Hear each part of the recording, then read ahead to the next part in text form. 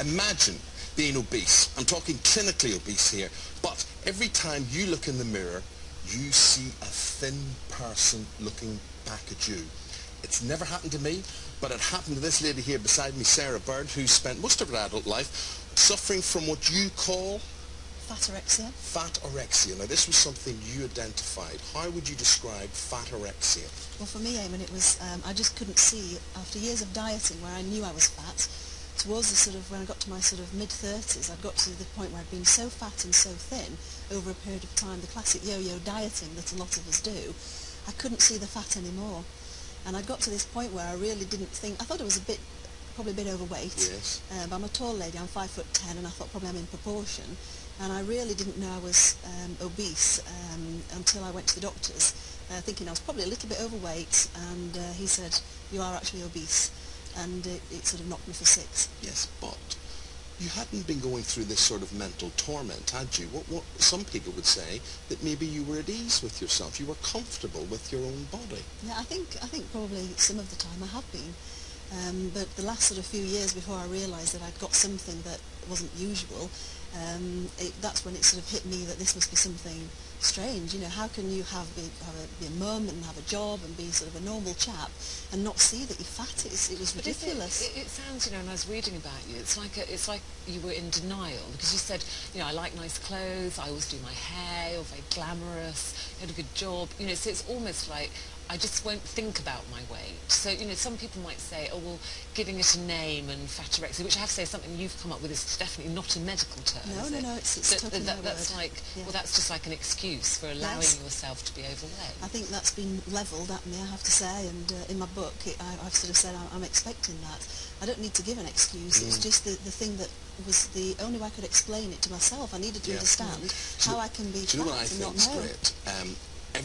Everybody will tell you what you look like, and they'll talk about you behind your back and all that sort of thing. Right, the whole thing about this and your book is this, explaining it to yourself. Some people don't. I've got half of what you got, because in my mind I'm sort of okay till I look in the mirror, and then I frighten the life out of myself. You see, that's what I have.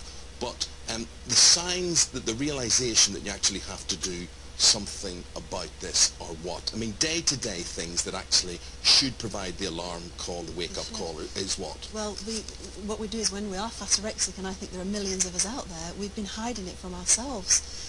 So we clip the labels out of clothes, and I'm sure a lot of your readers will emulate with that straight away. We clip the labels out of our clothes. We're sort of using smaller and smaller mirrors because we don't want to see the whole picture, because we're conditioning ourselves that we're not really that fat. And it's not a conscious choice. This is not saying, waking up in the morning going, oh, I'm fat, I'm going to pretend I'm not. It's really not that. It's a bit more serious. Denial, isn't it? It is, absolutely. There's some brilliant signs that wake you up with this one, and getting into the bath. Tell us about that. Well, bath damming is one of the sort of ways I'm trying to help people realise that they could be fat, because if you've got FATorexia, this is really potentially life-threatening. If you're going on and on and on, getting fatter and fatter, you can't stop. Explain bath damming. Well, bath damming is when your backside is so big, you sit in the bath, and the water level is a different level in front of you as it is behind. And again, what I'm trying to do is make it not stressful for people, because when you're fat and you're trying to hide this subconsciously, you then end up being, you don't know that you're fat. So all of a sudden you're trying to hide this from yourself, and you need to understand, have a wake-up call. The doctor was my wake-up call. But for some people who are doing all these hiding strategies and employing this, then all of a sudden I could be brutally frank with people and say, if you're having to shove talcum powder in between your legs when you're sort of walking down in the summer, then I'm sorry, but you're fat. Because you'll chafe it, People will chafe, and I don't want to do that. That's awful. Did your partner or your really good friends never say to you, Sarah, come on, well, you know, on and off I've been like this all my life, Ruth. You know, for 20 odd years I've been fat, thin, fat, thin, fat, thin. So I either am fat or I am thin, and I don't know where I stand on that. But when you know, we've interviewed lots of people with anorexia, and they actually say when they look in the mirror, they physically see a much fatter person. Yes. Did you physically see a much slimmer person? Yes. Or did you just imagine a much slimmer person? You know, if you just look, I tried to do it, as I say, in a stress-free way for people. I don't want to add to the stress. That when you sort of do look in the mirror, you're seeing someone that you look at the best features. If you've got a nice smile, you might look at that, or whatever. Look at to hide what I want to know yourself. is what does this book do for me? If you're to acknowledge, if you're to identify that you're a fatorexic, is this the cure? Is admission the cure for you? Or? Yeah, I think it will empower you to feel a lot better about yourself. It's not just about people who can't see it, it's for every fat person out there. FATorexia and FATorexia.com, there's ideas on there to help you stop getting fatter. And instead of saying to someone like me who had 5 stone to lose, Sarah, go and lose 5 stone, it's like saying, Sarah, instead of walking the dog around the village, go and climb Mount Everest. I can't do all that at once. I just can't do it. But let me ask you, is it just another excuse? Oh, I'm a fatorexic, so that's okay. I can be this size. I think it's a reason. I don't think it's an excuse. I think it's a reason. And what if people emulate with this? And I know they do, because I've spoken to hundreds of women now, and they do emulate with it, and they're saying, actually, I can't lose 5 stone, I can't get my head around that, but what if I just stop getting fatter? So what if we did just stop getting fatter? What if this is genuine, that it's in our minds, just like anorexia is a psychological disorder? What if this is in our minds and we can stop getting fatter at first, then we can deal with anything? If this is reviewed by any of the columnists or whatever it is, they will simply say, you're deluding yourself, and they will say this. Yes. They will say, you are greedy and you are lazy.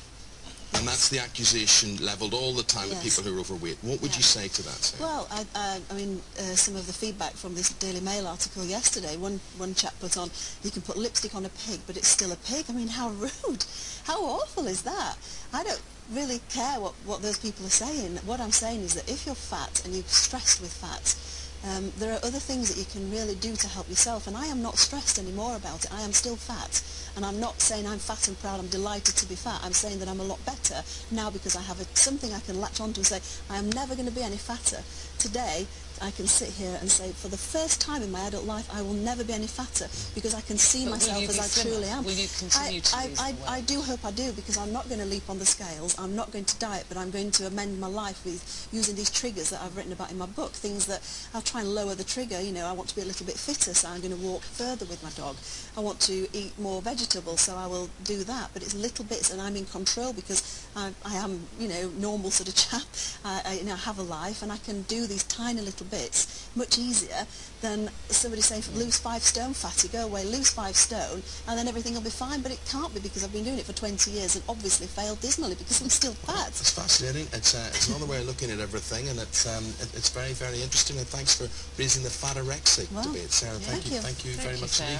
That's Sara Bird Murphy. Thank you. I'd love to know what you think about that, because I've never heard that before. It's interesting. Let us know what you think.